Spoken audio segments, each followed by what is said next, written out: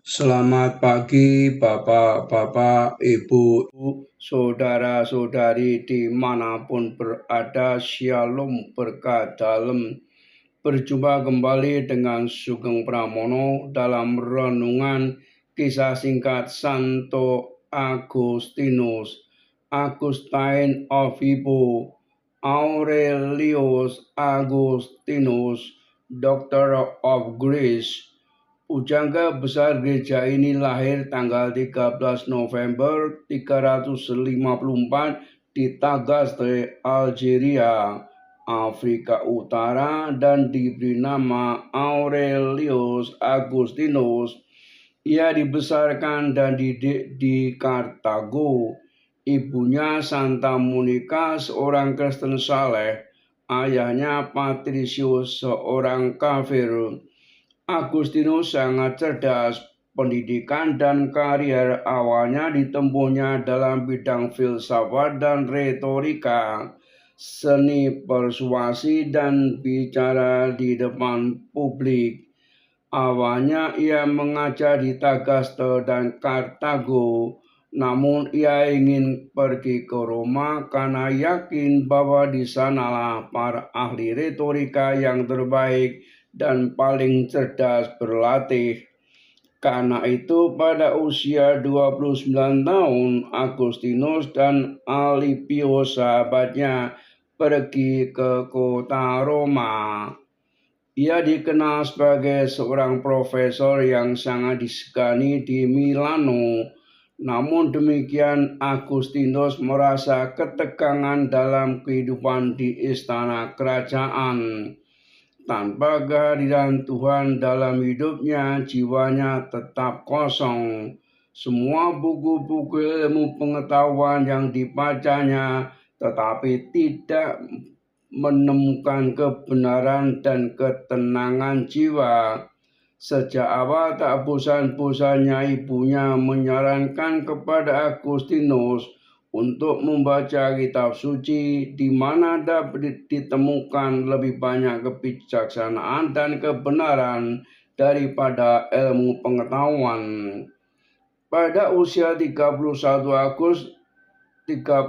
tahun, Agustinus mulai tergerak hatinya kembali kepada Tuhan berkat doa-doa ibunya serta berkat ajaran Santo Ambrosius, uskup kota Milan. Namun demikian, ia belum bersedia dibaptis karena belum siap mengubah sikap hidupnya yang bergelimang kemewahan. Tradisi yang cukup populer tentang kisah pertobatan Agustinus adalah suatu hari Agustinus berjalan di tepi pantai sambil memikirkan tentang Tuhan yang dianggapnya tidak ada, serta kitab suci yang pernah disebutnya sebagai kitab yang terlalu sederhana.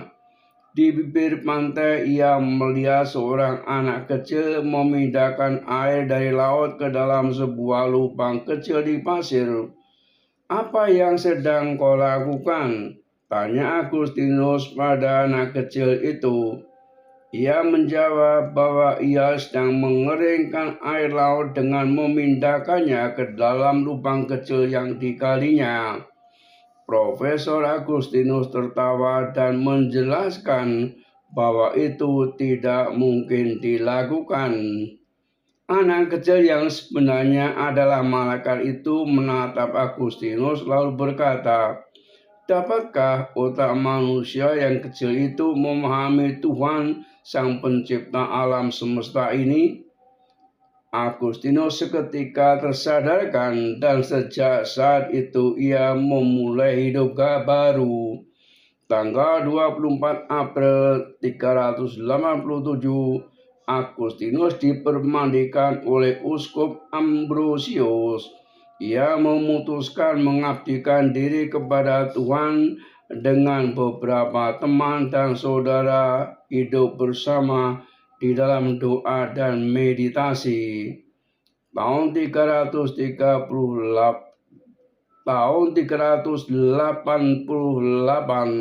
Setelah ibunya wafat, Agustinus tiba kembali di Afrika. Ia menjual segala harta miliknya dan membagi-bagikannya kepada mereka yang miskin papa. Ia sendiri mendirikan sebuah komunitas religius atas desakan Uskup Valerius dan umat. Maka Agustinus bersedia menjadi imam. 4 tahun kemudian Agustinus diangkat menjadi uskup di kota Hippo. Semasa hidupnya Agustinus adalah seorang pengkhotbah yang ulung. Lebih dari 350 khotbahnya yang dilestarikan diyakini otentik dan dikenang akan perjuangannya melawan ajaran sesat Manikianisme yang pernah dianutnya. Agustinus menghabiskan sisa hidupnya mencintai Tuhan dan membawa orang-orang lain untuk mencintai Tuhan.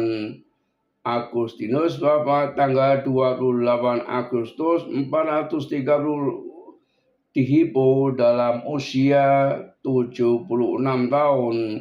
Makamnya terletak di Basilika Santo Petrus di Roma.